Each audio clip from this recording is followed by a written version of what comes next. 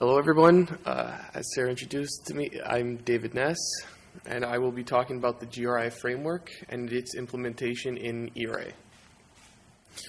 So to begin, I'm going to start talking about sustainability, the aspects of the GRI, economical sustainability, environmental sustainability, social sustainability, and then how it's all brought into the ERA system.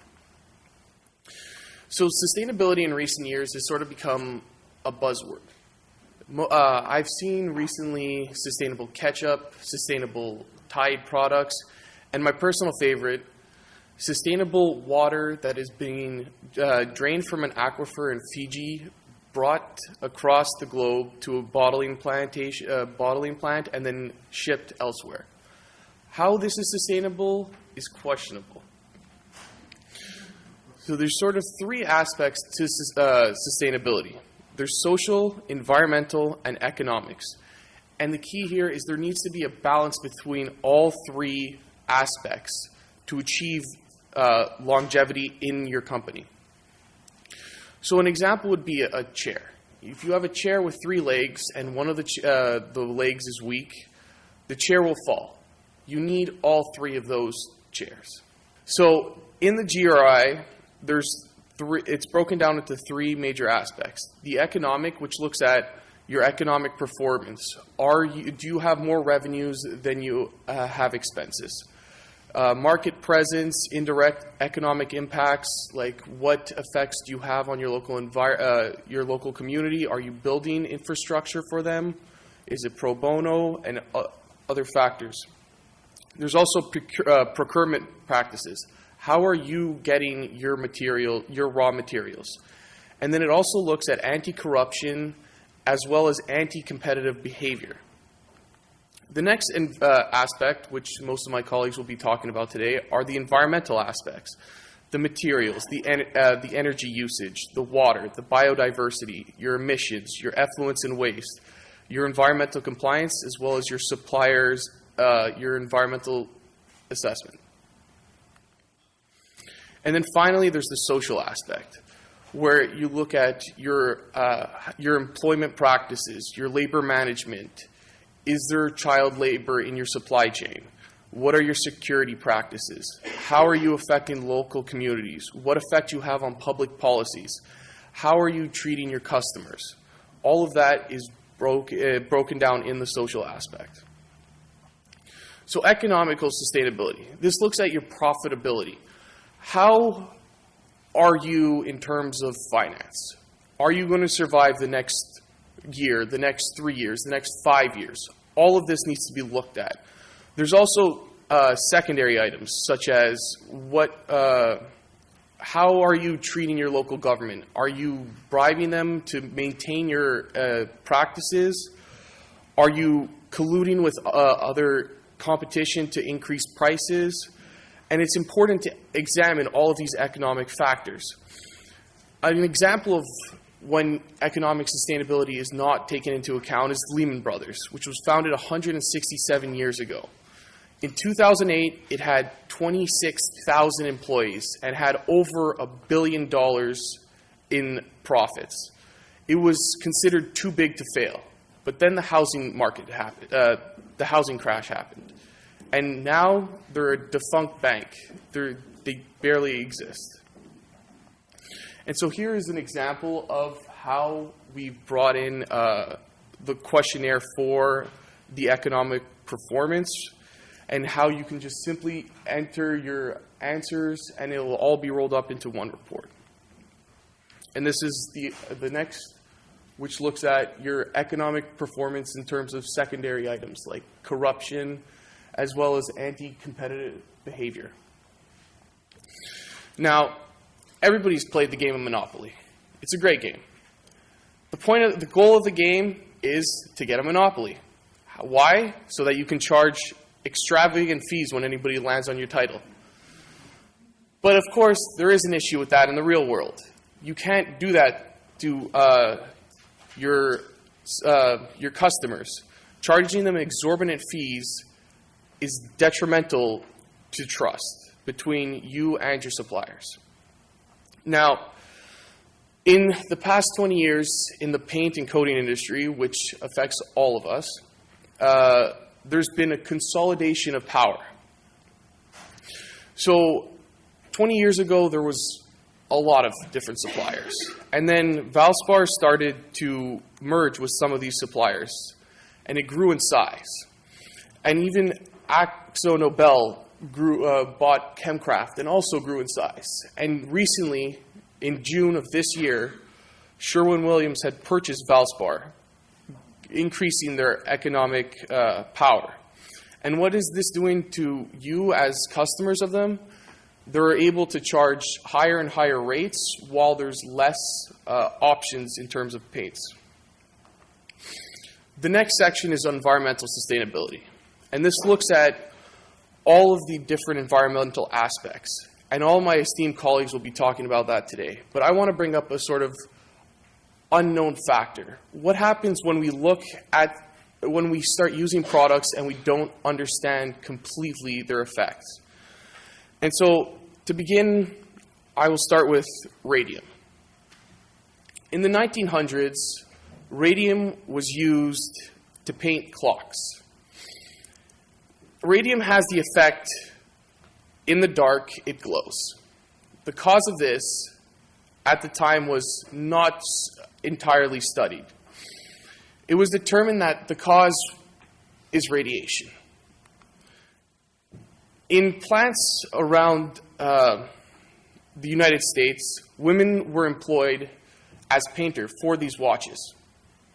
And to paint the watches, you needed to dip it in the radium, lick the brush, and then finally paint the dials of the watch. And unfortunately, the causes of the health effects were unknown. And this led to an increase in radioactivity and deaths in all around the United States. The next example that I want to talk about is asbestos. Asbestos was not fully understood before it became mainstream. And why? Because asbestos was found everywhere, and it was a huge fire retardant. It was used in construction of pipes, insulation of buildings, cement, it mixed in cement, and even in household products. And at the time, people did not fully understand the chronic health effects that asbestos has. And it took until about 40 years of use until people realized its effect. And at that point, it had been used widely. So this is sort of an example of the environmental questionnaire that you'll see in regards to the aspect. And you can see it's designed for simple use and quick access. Now, social sustainability. Social sustainability is people-oriented. It looks at the effects that your organization has on the local community, both positive and negative, as well as the health and safety of your customers and how you treat employees. And here, in this example, we have the Rana Plaza collapse, which happened in 2013 in Bangladesh. It is an extreme example of when corners are cut in terms of health and safety. The Rana Plaza was designed as an office building and was used as a manufacturing building to cut costs and increase productivity. The building had multiple levels that were constructed without permits, and architects had told the owners multiple times that you cannot put heavy manufacturing because the building will not hold it. The building started showing signs of cracks in the foundation, and the owners and the employers told all of the employees that if they did not go back to work, they would lose a month's salary, which ended up being 38 euros a month. The building collapsed the next day, and unfortunately, 1,000 workers lost their lives. But how did it affect the United States? Major garment manufacturers such as Walmart, Joe Fresh, Benetton, and even the Children's Place had sourced all of their material from this single building. The PR backlash was a nightmare. Benetton's was picketed for a month. Walmart, it was revealed that Walmart had not signed different documents saying that they protected their workers. And to this day, there's still new documents being discovered around the suppliers. Now here's an example of sort of another aspect, the aspect of social in the system. And it's, again, designed for easy use so that we can consolidate all of this data and create one report. So why is GRI reporting important? It allows for organizations to be transparent. It's also widely used, as Allison was explaining, and GRI can be applied to any organization. It references dozens of protocols that have come before, such as the Montreal Protocols, the Kyoto Protocols, and even ISO. And the biggest reason is it focuses on all aspects of sustainability and not just the environmental issues. So GRI reporting in ERA. There's different methods of GRI reporting. There's a comprehensive method which looks at all aspects and all materials in the GRI. And then there's the core, which allows you to select different sections that you want to disclose on, as well as the SRS reference. And for simplicity's sake, we've created a sort of first page, which will allow you to select which GRI reporting method you'd want and which different aspects you want to report on. And another factor that can be used is that additional information can be added to the GRI form. So supporting documents can be attached, comments can be written, and anytime there's a change made, it will be noted down in the system. In conclusion, all aspects of sustainability should be examined. If not, very negative consequences can occur. And one of my friends, who's a bioengineer from rural Ontario, always had an expression. He always would say, "David, always stack the wood pile higher." And this meant a lot to me, coming from a rural background as well. His saying sort of meant, leave more than you came in with, which is important to sustainability. You need to leave more for the next generation so that they can have the same experiences that you had. Thank you.